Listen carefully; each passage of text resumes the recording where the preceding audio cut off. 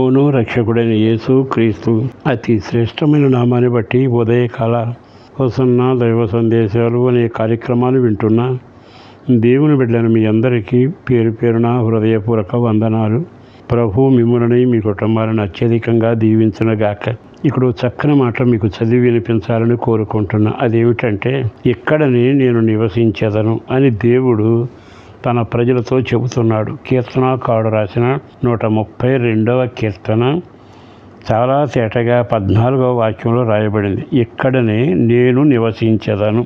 బాగా ఆలకించండి. దేవుడు ఆకాశముందున్నాడని, ఆయన పరమందున్నాడని ఆ పదాలు వాడుతూ ఉంటాం. కానీ దేవుడు అప్పుడప్పుడట మన మధ్యలో ఉండడానికి వస్తాడట. నేను ఇక్కడే నివసిస్తాను అని ఇశ్రాయేలు జనాంగంతో చెప్పిన మాట చాలా స్పష్టంగా వినబడుతుంది. నేను ఇక్కడే ఉంటాను అంటే ఆయన ఎక్కడ ఉంటాడట? బైబిల్ లేఖనం ప్రకారం తాను ఏర్పరచుకున్న ప్రజల మధ్యలో ఆయన ఉండడానికి ఇష్టపడుతున్నాడు. దేవుడు మనతో ఉంటే అది ఎంత దీవెనకరం అండి. మన మధ్య కొంతమంది బంధువులు ఉండలేరు, కొంతమంది స్నేహితులు మన మధ్యలో కలిసి మనుగడ సాగించలేరు, కొంతమంది అతిథులు వస్తే వాళ్ళని తీసుకెళ్ళి మంచి హోటల్లో పెట్టగలం, కానీ మన ఇంట్లో పెట్టుకోలేం. అంటే వాళ్ళు మన మధ్యలో, వారి మధ్యలో మనం నివసించలేకపోవటం. కానీ దేవాతి దేవుడు ఏమంటున్నాడో తెలుసా? నిన్ను కోరుకుంటున్నాడు, నన్ను కోరుకుంటున్నాడు, మీ మధ్యలో ఇక్కడే నేను ఉంటాను. అయితే ఆయన ఎక్కడ ఉండగలడు అంటే 2 మాటలు చెప్పాలి. మొదటి మాట ఏమిటంటే, ఆయన పరిశుద్ధుడు. నేను పరిశుద్ధుడను గనక మీరును పరిశుద్ధులై ఉండుడి. ఎప్పుడైతే మనం పరిశుద్ధంగా జీవించడానికి పాపభూయిష్టమైన జీవితాన్ని వదులుకొని కడగబడి ఓ మంచి మార్పు కలిగిన వ్యక్తుల్లాగా కొనసాగితే మన జీవితంలో తప్పనిసరిగా పరిశుద్ధత ఉన్న చోట ఆయన ఉంటాడు. అంటే మనం పరిశుద్ధంగా ఉంటే ప్రభు మన మధ్యలో నివసిస్తాడని రాసింది.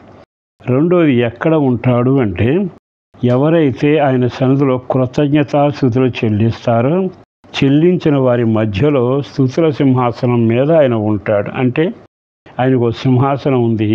ఆయన ఇష్టపడే సింహాసనం పేరే స్తుతుల సింహాసనం. ఎప్పుడైతే స్తుతి మన ఇంట్లో నుంచి, మన గొంతులో నుంచి, మన గుమ్మం నుంచి బయలుదేరుతుందో ఆకాశం ముందున్న దేవుడు ఆ ఇంట్లో వచ్చి నివసిస్తూ ఉంటాడు. మరో విచిత్రం చెప్పనా? ఆయన ఎక్కడ ఉంటాడు అంటే, ఎక్కడైనా 2-3 ఐక్యతగా ఉంటారో ఐక్యత ఉన్న చోట ఆయన నిలబడటానికి అవకాశం ఉంటుంది. ఐక్యతను కోరుకుంటాడు, స్తుతుల సింహాసనం కోరుకుంటాడు, అన్నిటికంటే పవిత్రత కోరుకుంటాడు. అక్కడికి వచ్చి ఆయన ఉంటాడట. సరే, ఉన్నాడు అనుకోండి, ఏం జరుగుతుందో నేను చదువుతాను వినండి. ఇక్కడనే నేను నివసించేదను, దాని ఆహారమును నేను నిండారులుగా దీవించేదను. విన్నారా?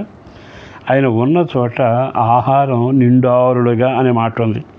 అంటే కొదువు అనేది లేదు. కేవలం ఆహారమే కాదు, ఆయన ఉంటే ఆరోగ్యం కొదువు ఉండదు, సమాధానానికి కొదువు ఉండదు, ఐక్యత కొదువు ఉండదు, సంతోషానికి కొదువు ఉండదు. ఆయన ఏ ఇంట్లో అడుగుపెట్టినా, కుష్ఠరోగి ఇంటికి వెళ్ళినా అక్కడ వాళ్ళకి ఆనందం కలిగేట్టుగా దీవెనకరంగా మారుస్తూ వచ్చాడుగా.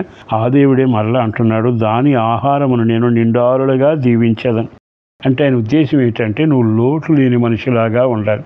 అయ్యా నాకు బాగా పంట ఉందయ్యా, దీవెనుంది, ఆహారం ఉంది అంటే, ఆరోగ్యం లేకపోతే ఆయన నిండారులుగా ఆరోగ్యం ఇస్తాడు. అందరం ఉన్నామయ్యా, మాట కలవట్లేదు అంటున్నారా? ఆయన ఐక్యత కలుగ చేస్తాడు. నిండారులుగానే మాట మనసులో పెట్టుకోనండి. ఏ విషయమైనా ఏదో స్పూన్తో పంచినట్టు ఆయన చేయడు. గుప్పిలు విప్పుతాడు. నిండారులుగా దీవెనను నీవు అనుభవిస్తావు. ఒకవేళ జ్ఞానం లేదనుకో, అయ్యా పరీక్షలో తప్పుతున్నానంటే ఆయన వైపు తిరుగు. నిండారులుగా జ్ఞానం అనుగ్రహించి నీ భవిష్యత్తును దీవెనకరంగా మారుస్తాడు. రెండవది, దానిలో పేదలను ఆహారంతో తృప్తిపరిచేదం. 2 పదాలు నేను చెప్పాలి. ఒకటి, నిండుగా దీవిస్తాడు. రెండవది, తృప్తిపరుస్తాడు.